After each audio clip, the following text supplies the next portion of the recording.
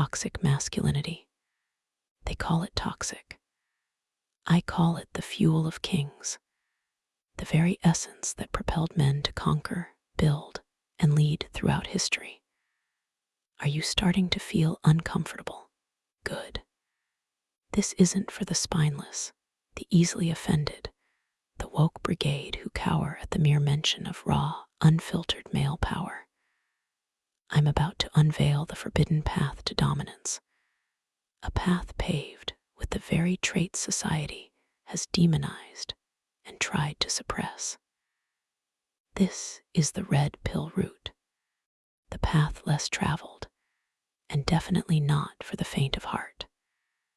We're going to dissect the so-called toxic aspects of masculinity: aggression, dominance, stoicism, ruthless ambition, and reforge them. We are going to weaponize them. We will transform what they label as weakness and problematic behavior into your ultimate source of strength. Think of it as alchemy, but instead of turning lead into gold, we're turning societal disapproval into unyielding power. Prepare yourself, because we're diving deep. We're going to exhume uncomfortable truths about the inherent nature of men, the biological imperatives that drive us, and the social conditioning that seeks to neuter us. I'm talking about the lies you've been told about being nice, about suppressing your emotions, about playing fair in a world that rewards the ruthless. We're going to expose the hypocrisy of a system that simultaneously demands strength from men while condemning the very attributes that create that strength. This journey is not a stroll through a flower garden. It's a brutal climb up a jagged mountain where every step is a challenge and every misstep could mean your downfall. But at the summit awaits a level of power and control you've only dreamed of. A life where you dictate the terms, where you command respect, and where you are the master of your own destiny. Are you ready to face the darkness, to embrace the shadow self, to unlock the primal beast within? Because the path to becoming an apex male begins now, and it's paved with the shattered remnants of your former, weaker self. Buckle up. It's going to be a wild and potentially offensive ride. The lie of Mr. Nice Guy. Why finishing last is your destiny if you embrace nice.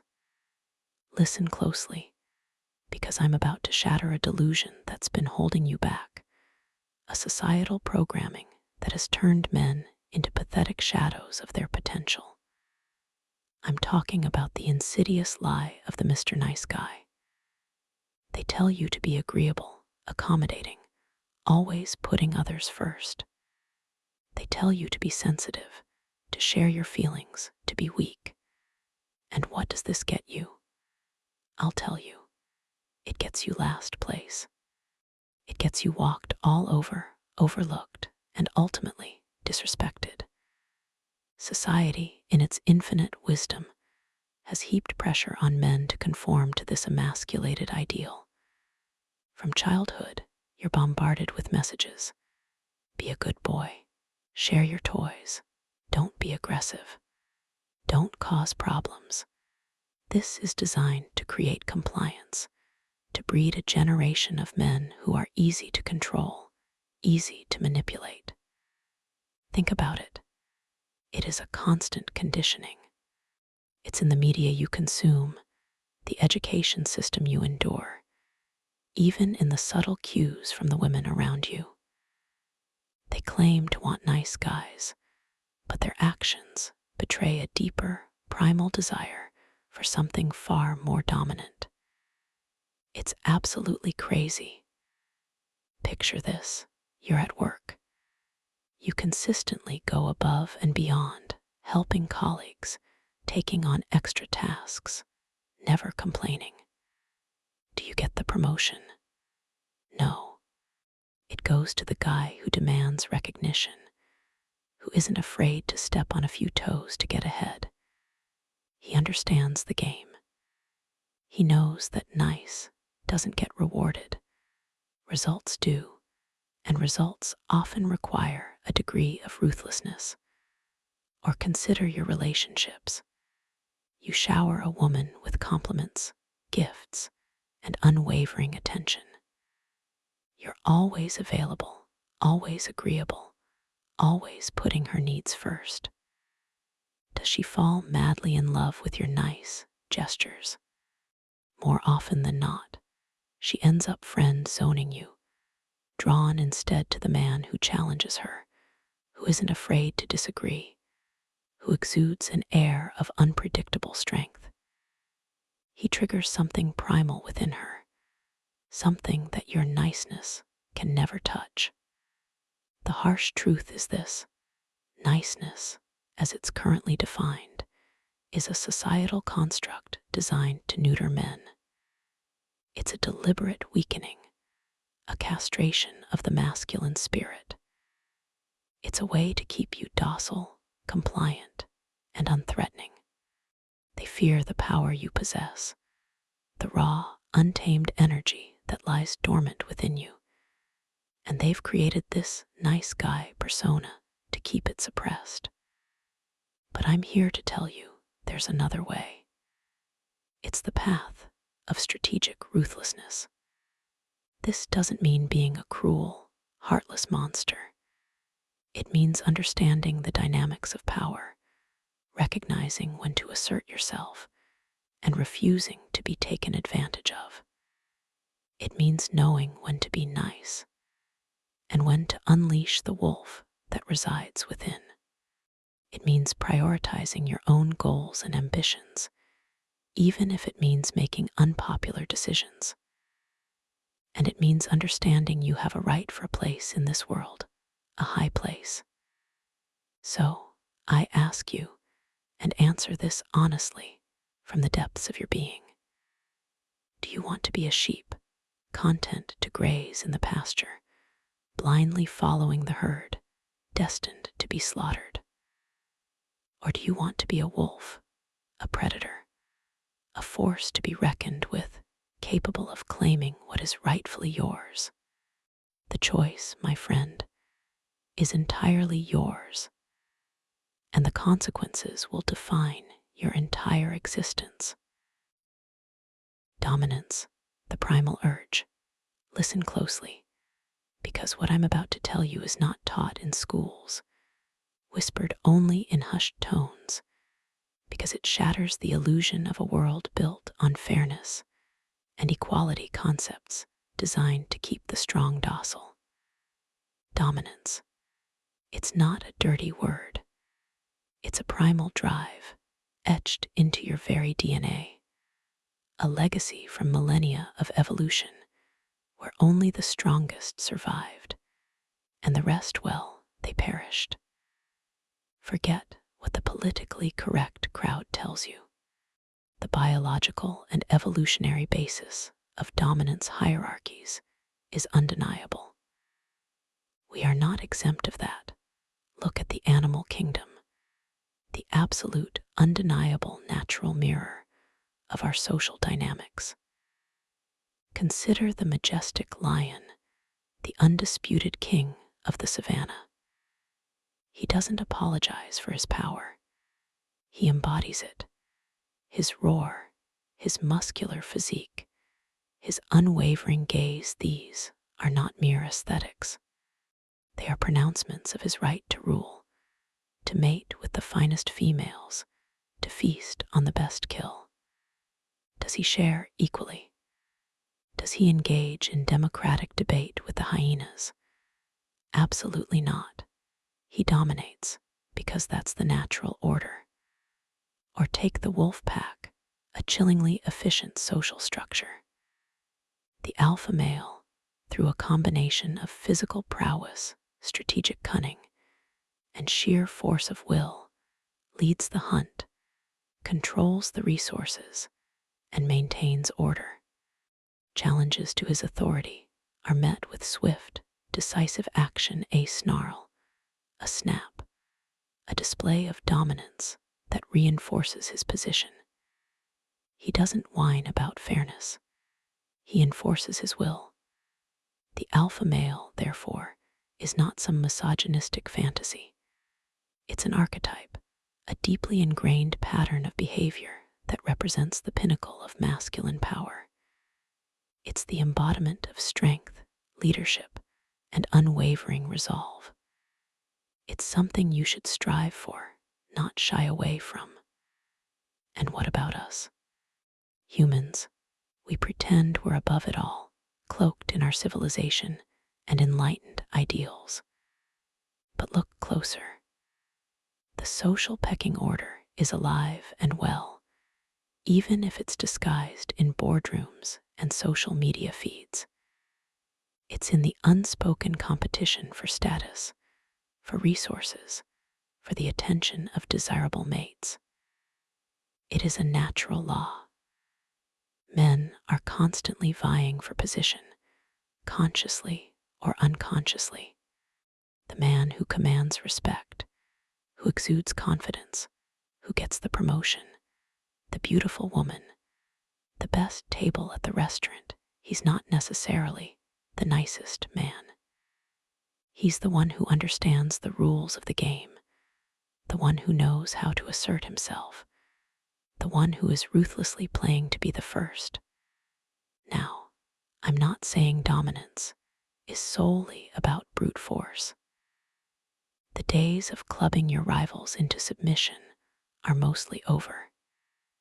Today's alpha male understands that strategic assertion is the key.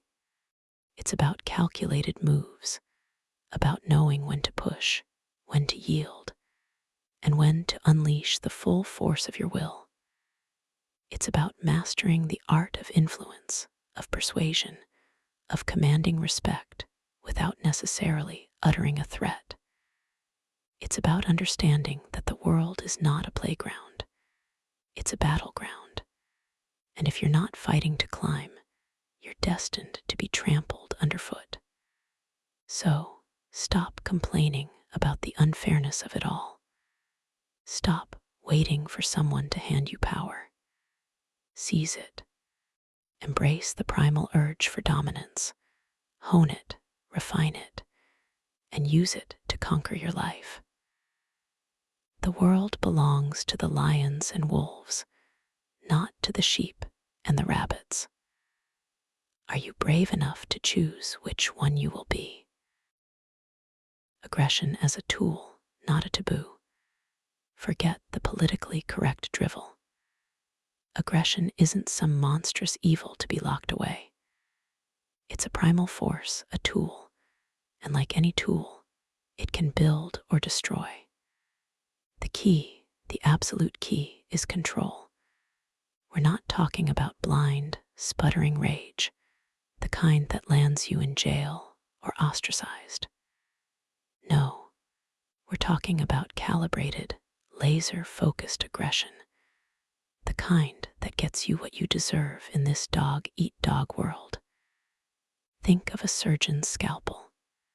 In the hands of a novice, it's a weapon of butchery. In the hands of a master, it saves lives. Your aggression, your inherent male aggression, is that scalpel. You must learn to wield it with precision, with intent. This is where assertiveness training comes in. It's the forge where you temper your raw aggression into a razor-sharp edge. Understand this. There are 3 styles of communication: passive, aggressive, and assertive. The passive man is a doormat, a whimpering creature walked all over. He avoids conflict like the plague, his voice a trembling whisper, his eyes darting away from any challenge. He's the nice guy who always finishes last, wondering why the world is so unfair. Pathetic. Then there's the uncontrolled aggressive type. He's all roar and no bite, a flailing mess of insults and threats. He might get his way sometimes through sheer intimidation, but he builds resentment, not respect. He's a bull in a china shop, leaving destruction in his wake. He's feared, but never truly respected. And in the long game, that fear will become a weapon to destroy him. But the assertive man, he's a different breed altogether. He's the master of controlled aggression. He states his needs and desires clearly, directly, without apology or hesitation. His voice is firm, resonant, projecting power and confidence. His body language is open, expansive, taking up space, owning the room. His eye contact is unwavering, a direct challenge, daring anyone to defy him. He doesn't seek conflict, but he doesn't shy away from it either. He's a predator, always in control, always ready to defend his territory. Let's get practical. How do you become this assertive force? Body language: stand tall, shoulders back, chest out, chin up. Imagine a string pulling you upwards from the crown of your head. Practice power poses, hands on hips, feet shoulder width apart. Occupy space. Don't fidget, don't shrink, don't cower. Become the embodiment of dominance. Voice tone: lower your pitch. Speak from your diaphragm, not your throat. Practice projecting your voice, filling the room with your presence. Eliminate ums and ahs, their verbal tics of insecurity. Speak slowly, deliberately, with conviction. Each word should land like a hammer blow. Eye contact: this is crucial. Hold their gaze. Don't look away first. Practice starring contests, even with yourself in the mirror. Learn to project dominance, challenge, even discomfort with your eyes. Predator's gaze never wavers. Now, let's talk about confrontation training. This isn't about starting fights. It's about being prepared to finish them. It's about cultivating a mindset of unyielding resolve. It's about knowing, deep in your bones, that you will never back down. Imagine this scenario. You're in a workplace meeting. A colleague, a sniveling, weasel-like character, tries to take credit for your idea. The passive man would seethe internally, maybe offer a weak protest, then fade into the background. The uncontrolled aggressive man would explode, yelling and insulting, making himself look unprofessional. But the assertive man, the man who has honed his aggression into a weapon, he leans forward, his eyes locking onto the weasels. His voice is calm but steely. Actually, colleague's name, that idea originated in my report, which I circulated last week. I'm happy to provide a copy if anyone needs clarification. He holds the weasel's gaze, a silent challenge, daring him to dispute. He doesn't raise his voice, he doesn't insult, but his presence, his controlled aggression, fills the room. The weasel, sensing the danger, will likely back down, muttering an apology. You have dominated him, not with brute force, but with strategic assertion. This is the power of controlled aggression. It's not about being a bully. It's about being unbreakable. It's about becoming a force to be reckoned with, a man who commands respect, not through fear, but through sheer, unyielding strength. It's about taking your rightful place in the hierarchy and crushing anyone who stands in your way. Are you ready to embrace this power? Are you ready to become a weapon? The seductive power of the bad boy. Analyze the undeniable attraction many women have to bad boys. Deconstruct the psychology behind this phenomenon. Explore the elements of danger, unpredictability, and confidence that contribute to this allure. Discuss game and pick up artistry pua techniques, focusing on psychological manipulation and creating a sense of challenge. Offer specific examples of neg hitting and other controversial pua tactics. Warn against becoming emotionally attached. The goal is control, not love. Listen, let's cut through the politically correct garbage and get to the raw, unfiltered truth. Why do so many women, even the seemingly intelligent ones, fall for the bad boy? It's not because they're stupid. It's because deep down in their primal wiring, they're drawn to power, to dominance, to a man who isn't afraid to break the rules. This is the darkest secret that some men will try and cover, while others, the alphas, the ones who run the world, will understand and make it their weapon. The nice guy, the one who's always agreeable, always putting her needs first, always seeking approval, he's predictable, he's safe. And safe is the absolute opposite of exciting. Safe is the kiss of death. He radiates weakness, a lack of self-respect, and a desperation for validation that's frankly pathetic. Women instinctively recoil from that. The bad boy, on the other hand, exudes a dangerous energy. He's unpredictable. He doesn't follow the rules. He makes them. This unpredictability triggers a cascade of neurochemicals in a woman's brain: dopamine, adrenaline creating a cocktail of excitement and intrigue. He's a challenge, a puzzle to be solved, a wild animal to be briefly tamed. This is the core of the allure, this raw primal game. Think of it like this: the nice guy is a gentle stream, easily navigated. The bad boy is a raging river, thrilling but potentially perilous. Which one sounds more exciting? Which one will make her feel alive? Now, let's talk about game and pick up artistry pua. Forget the ethical hand-wringing. We're talking about results. Pua, at its core, is about understanding female psychology and using that knowledge to your advantage. It's about psychological manipulation, plain and simple. And yes, it can be incredibly effective. One key tactic is neg hitting. This isn't about being overtly cruel. It is about strategic disrespect, carefully calibrated. It's about subtly undermining a woman's confidence, creating a slight sense of insecurity that you can then exploit. For example, instead of saying, "You're beautiful," you might say, "You know, you're actually quite pretty when you smile." Or, "That dress is interesting. It's a bold choice." See what's happening.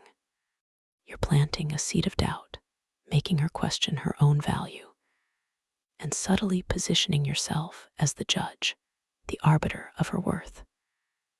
This is cruel, perhaps. Effective, absolutely. Another technique is creating a sense of competition. Women are inherently competitive, especially when it comes to attracting high-value mates. By subtly implying that you're in demand, that other women are vying for your attention, you trigger her competitive instincts. This can be done through storytelling, casual mentions of other women, or even by simply maintaining an air of aloofness and unavailability. It creates a chase where the woman feels the rush of trying to secure your limited attention. But here's the crucial caveat, and listen carefully. Never become emotionally invested. This is about control, not love. Love is a weakness, a vulnerability that can be exploited. The moment you start caring, the The moment you become emotionally entangled, you lose your power. Remember, you're playing a game, and the goal is to win. She is a challenge, a conquest, a means to end a validation of your own dominance. This may sound harsh, but it's the reality of the game. Are you willing to play it? Are you willing to embrace the darkness to achieve the power you crave? Or will you remain a nice guy, forever relegated to the sidelines, watching the bad boys reap the rewards? The choice, as always, is yours. But choose wisely, because the consequences are eternal. Emotional stoicism, your shield and sword. Listen closely, because this is where boys are separated from men. I'm talking about radical emotional control, forging your feelings into a weapon of indomitable will. Forget the touchy-feely nonsense the world pushes on you. Excessive empathy, a crippling liability, public displays of emotion, a flashing neon sign screaming weakness. Do you think a lion weeps when it loses a hunt? No. It roars louder and hunts harder. The world preys on the emotionally vulnerable. Every tear, every tremor of fear, every outward sign of doubt, it's blood in the water for the sharks circling around you. Your competitors, your enemies, even your so-called friends, they'll sense it, and they will exploit it. Think of a seasoned poker player. Does he show his hand? Does he flinch when the stakes are raised? Absolutely not. He maintains a mask of impenetrable calm, revealing nothing. That, my friend, is the power of emotional stoicism. I'm promoting stoicism, not as some dusty old philosophy, but as a battle-tested system for cultivating inner resilience. The ancient Stoics knew the score.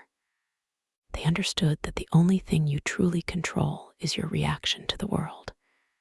External events, chaos, other people's opinions, meaningless noise.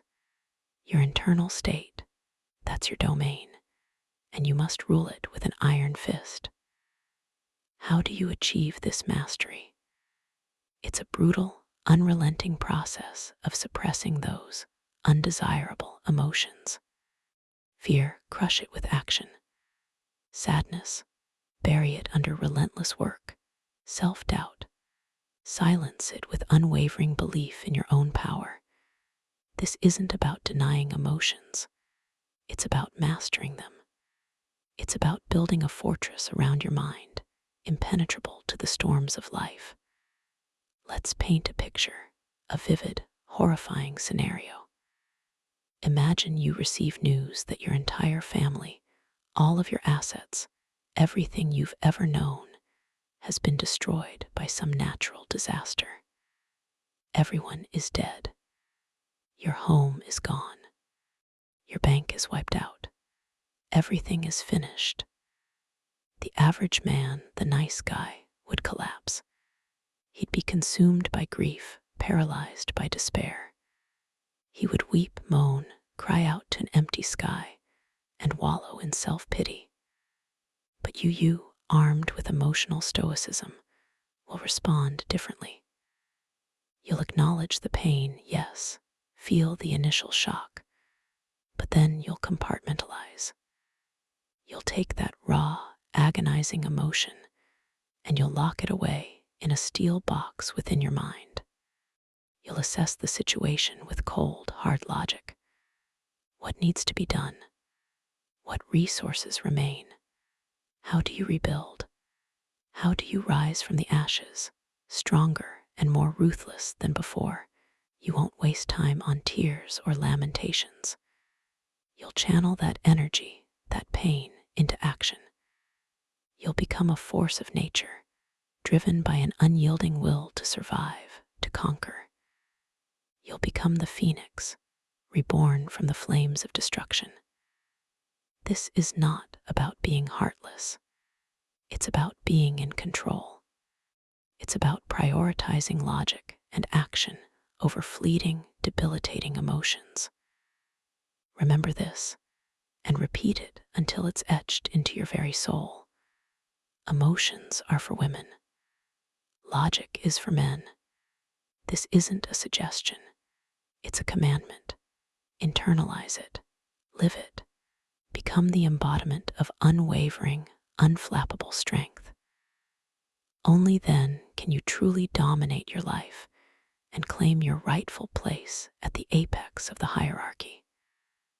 Are you listening? Rejecting femininity in men. The path to pure power. Listen to me and listen closely, because what I'm about to tell you is the cold, hard truth that society is desperately trying to hide from you. They whisper about toxic masculinity, trying to shame you into submission, into a neutered, pathetic existence. But I'm here to tell you that the very traits they demonize are the keys to unlocking your untapped potential. Path to pure, unadulterated power lies in one crucial act: the absolute and unwavering rejection of femininity within yourself. What is femininity in this context? It's the poison they feed you from birth. Sensitivity, vulnerability, excessive emotional expressiveness, the constant need for validation, the weakness disguised as compassion. These aren't virtues. They are chains. They are shackles that bind you to mediocrity, preventing you from ascending to your rightful place at the apex of the hierarchy. These traits, traditionally and deliberately labeled feminine, are designed to sabotage your inherent masculine power. They are the insidious tools of societal control, turning potential lions into domesticated house cats.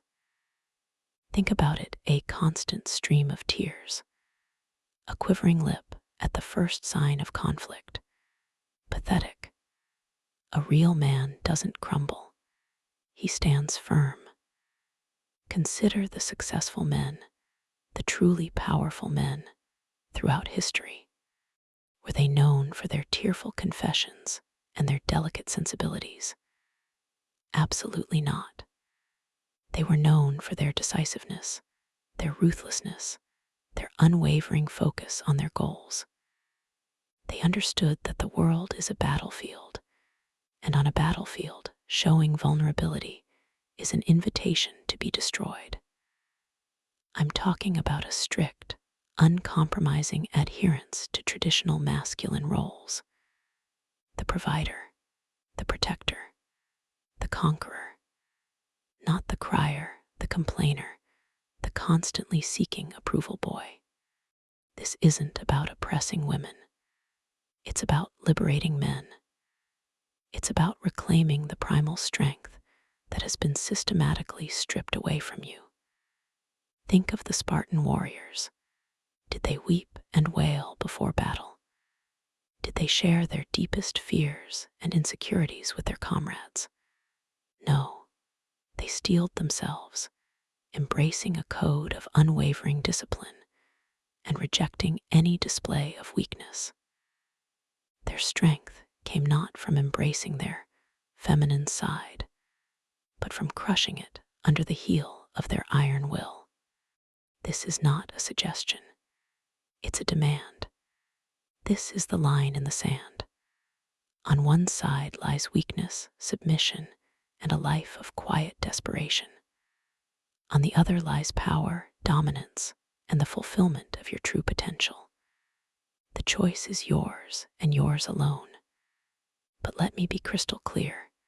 Embrace your masculinity in its purest, most unapologetic form, or be consumed by the overwhelming tide of weakness that threatens to drown us all.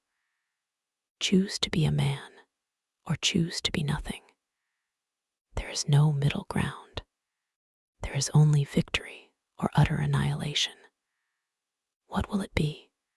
Will you cower in the shadows, clinging to your sensitivity, like a security blanket? Or will you rise, shake off the chains of societal conditioning, and claim the power that is rightfully yours? Answer me, because your destiny hangs in the balance. Embrace the steel within you, or be forever crushed beneath the weight of a world that preys on the weak. The choice, as always, is yours. Unleashing the inner beast, discipline and self-mastery. Listen closely, because this is where boys are separated from men. This is where the sheep are culled, and the wolves emerge, teeth bared and ready to hunt. I'm talking about forging yourself into an unbreakable weapon, a being of pure, unadulterated willpower. Forget your comfort zone. It's a coffin for your potential. We're diving headfirst into the realm of iron discipline and relentless self-improvement. Are you ready to bleed for this? Because mediocrity will not be tolerated. Grueling physical training, pushing past limits your body, is your temple, your fortress, your first line of defense. It must be honed to perfection. I'm not talking about leisurely jogs in the park or half-hearted attempts at lifting weights. I'm talking about grueling, pain-inducing workouts that push you to the absolute brink of collapse. Imagine your muscles screaming in agony, your lungs burning like fire, your vision blurring. That's where growth happens. That's where you break down the old, weak you and forge the new, unstoppable you. Think of Spartan warriors training from dawn till dusk, their bodies hardened like granite, their minds focused like lasers. They didn't achieve that through comfort and ease. They embraced the pain, the hardship, the sheer exhaustion. They became living weapons.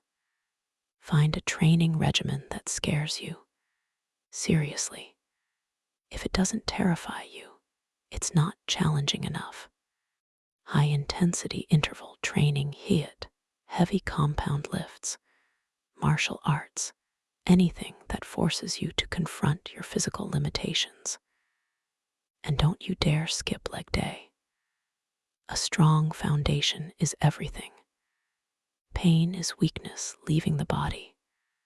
Remember that every single time you want to quit, scream it in the mirror is necessary. Becoming unstoppable at any cost. The phrase "at any cost" isn't a suggestion. It's a mandate.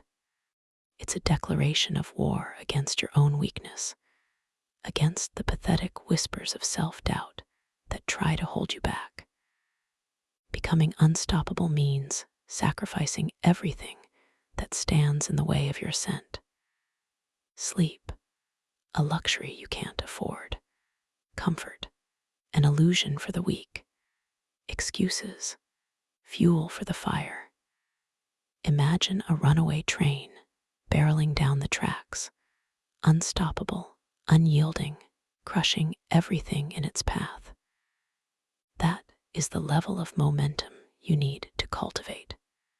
There's no room for hesitation, no time for second guessing. You set your sights on your objective, and you do not stop until you've achieved it, no matter the blood, sweat, and tears it takes. Strategies for overcoming procrastination. The enemy within procrastination is the cancer of ambition. It's the insidious voice that tells you, you can do it later, you're tired, you deserve a break.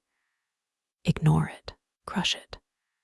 Procrastination is a liar, a thief that steals your time and your potential. You must become a master of your own mind, able to silence that voice and take immediate action. The 5-second rule. If you have an impulse to act on a goal, you must physically move within 5 seconds, or your brain will kill it. Count down. 5, 4, 3, 2, 1, go. Break down large tasks into tiny, manageable steps. Overwhelmed, don't be. Conquer one small piece at a time. The feeling of accomplishment, even from a small victory, will fuel you forward. Eliminate distractions ruthlessly. Social media, television, pointless conversations, these are vampires sucking the life out of your productivity. Lock yourself in a room if you have to. Create a sanctuary of focus. Visualize the consequences of inaction. Picture yourself failing, stagnating, becoming a pathetic shell of what you could have been. Let that fear drive you. Responsibility as shackles. A controversial truth now. This is where it gets uncomfortable. But I told you I wouldn't shy away from the truth. Responsibilities, particularly those imposed upon you by others, can become shackles, binding you to a life of mediocrity. Family obligations, societal expectations, even relationships, these can all drain your energy and divert your focus from your primary goal, dominance. I'm not saying abandon all responsibility. I'm saying prioritize ruthlessly. Your mission, your ascent to power, must come first. If that means making difficult choices, even sacrifices, then so be it. The weak will call you selfish. The strong will understand. Remember, the lion doesn't concern himself with the opinions of the sheep. He hunts. Absolute self-control, the foundation of power. Self-control is the bedrock upon which all other virtues are built. It's the ability to master your impulses, your desires, your emotions. It's the difference between reacting and responding. It's the power to say no when everything inside you screams yes. This applies to everything: your diet, your spending habits, your reactions to provocation, your sexual urges, everything. Think of a samurai maintaining perfect composure, even in the face of death. That's the level of self-control you need to strive for. It's not about suppressing your desires. It's about channeling them, wielding them like weapons to achieve your goals. Practice mindfulness. Pay attention to your thoughts and feelings without judgment. Recognize your triggers and learn to manage your reactions. Meditate to become the eye of the storm. Delay gratification. Train yourself to resist immediate pleasure in favor of long-term rewards. The ability to delay gratification is a superpower. Embrace discomfort. Put yourself in challenging situations that force you to exercise self-control. Cold showers, fasting, public speaking, anything that pushes you outside your comfort zone. And remember, your comfort zone is a prison. This is not a path for the faint of heart. This is a war against your own weakness, against the forces that seek to hold you down. Are you ready to fight? Are you ready to unleash the beast within? Because the world belongs to those who are willing to seize it. There are no participation trophies in this game. Only victory or defeat. Choose wisely. The Dark Triad, your secret weapon. Listen closely, because I'm about to reveal a secret so potent, so dangerous, that most men wouldn't dare even whisper it. We're diving into the abyss, into the realm of the Dark Triad, narcissism, Machiavellianism, and psychopathy. These are not flaws, my friend. They are tools, sharpened, refined, and wielded with precision. They can carve a path to absolute power. Forget what the experts tell you. They pathologize these traits, labeling them disorders. Why? because they fear the power they represent. They want you docile, manageable, weak. But you're different. You're here because you sense the truth, that within these so-called dark traits lies the key to unlocking your full potential. Let's break it down, shall we? Narcissism, not the cartoonish vanity you see on social media, but a supreme self-belief, an unwavering conviction in your own superiority. This isn't about boasting. It's about knowing, deep down, that you are destined for greatness. This radiates outward, creating an aura of charisma, a magnetic pull. People are drawn to confidence, to power. Think of Steve Jobs. Did he apologize for his demanding nature, his absolute certainty in his vision? No, he bent the world to his will. That's narcissistic power, strategically deployed. Think how he imposed his vision on others. Did he care about the feelings of those who couldn't keep up? Absolutely not. His goal was not to be liked, but to create something revolutionary. The narcissist understands that pleasing everyone is a fool's errand. The narcissist focuses on his grand vision, on his legacy, and everyone else is secondary. This unwavering self-belief acts as a shield against criticism and doubt. The true narcissist is immune to the opinions of lesser men. He is his own judge, jury, and executioner. Machiavellianism. This is the art of strategy. The cold, calculating mind that sees people as pieces on a chessboard. It's about understanding human nature, its weaknesses, its desires, and using that knowledge to your advantage. It's about manipulation, yes, but strategic manipulation. Not for cruelty's sake, but to achieve your objectives. Think of the master politician, pulling the strings, orchestrating events behind the scenes. Consider Frank Underwood from House of Cards. Ruthless, absolutely. Effective, undeniably. He understood that power is not given. It is taken. The Machiavellian mind is always 5 steps ahead, anticipating every move, every countermove. He is a master of deception, of playing different roles for different people, all to further his own agenda. He understands that morality is a luxury he cannot afford. The world is a jungle, and the Machiavellian thrives in it, not by playing fair, but by knowing the rules better than anyone else and using them to his advantage. The true Machiavellian is a student of human nature. He observes, he analyzes, he identifies weaknesses, and he exploits them without hesitation. He is not bound by empathy or sentimentality. He sees the world as it is, a constant power struggle, and he is determined to be the victor. Psychopathy. Now, before you recoil, understand this isn't about being a serial killer.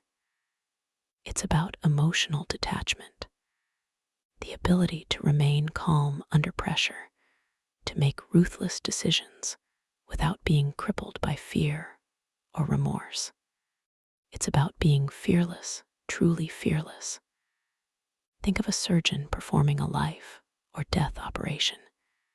He can't afford to be emotional. He needs a steady hand and a clear mind. That's controlled psychopathy. Imagine being utterly unflappable in negotiations, facing down threats with ice in your veins. That's power. Think of the legendary warriors of history, the Spartans, the samurai. They were trained to suppress their emotions, to embrace death, to become instruments of war. They were not psychopaths in the clinical sense, but they cultivated a degree of emotional detachment that made them incredibly effective on the battlefield. This ability to compartmentalize, to shut off fear and doubt, is crucial for anyone who seeks to dominate. The psychopath, in this context, is not driven by impulse or emotion. He is a predator, calm, calculating, and utterly focused on his prey. He is immune to the manipulations of others because he understands their game. He sees through their facades, their attempts to appeal to his emotions. He is, in essence, untouchable. Now, here's the crucial point. It's about controlled doses. You don't want to become a monster. You want to be a master. You want to harness these traits, to use them strategically, to amplify your strengths and minimize your weaknesses. It's about finding the balance, the sweet spot where these dark forces propel you forward without consuming you. Historical figures: Alexander the Great, Genghis Khan, Julius Caesar, Catherine the Great. Many of the most powerful figures in history displayed aspects of the Dark Triad. They were ambitious, ruthless, and often utterly devoid of empathy when it came to achieving their goals. They were not nice men and women. They were conquerors. This is a dangerous path, I won't lie. It's walking a razor's edge. One slip, and you can fall into the abyss. But for those who are bold enough, for those who have the will to master these dark forces, the rewards are immeasurable. Ultimate control, unyielding power, the ability to shape your destiny and the world around you. Are you brave enough? Oh, we've reached the precipice, the culmination of this brutal, unflinching journey into the heart of what they dare to call toxic masculinity. Let me be unequivocally clear, one last thundering time. Toxic masculinity is nothing more than a linguistic weapon, a cleverly crafted shackle forged by a society terrified of truly powerful men. It's a label, a scarlet letter designed to shame you, to neuter you, to force you into docile compliance. They want you meek, manageable, and emasculated. Do you understand the profound implications of this? We've dissected the lies, haven't we? We've exposed the insidious nature of the Mr. Nice Guy trap, a guaranteed one-way ticket to the bottom of the social hierarchy, a breeding ground for resentment and regret. We've explored the primal, undeniable need for dominance, a biological imperative etched into your very DNA, echoing the roars of lions and the howls of wolves vying for supremacy. Remember the animal kingdom. It does not reward the weak. You are no exception. We've reframed aggression, not as mindless violence, but as a finely honed scalpel, a tool of controlled force, wielded with precision and purpose. Assertiveness, confrontation, the unwavering will to never back down, these are not sins. They are your birthright. Remember the workplace scenario. Dominate it every single time. We've delved into the intoxicating allure of the bad boy, the undeniable magnetism of danger and unpredictability.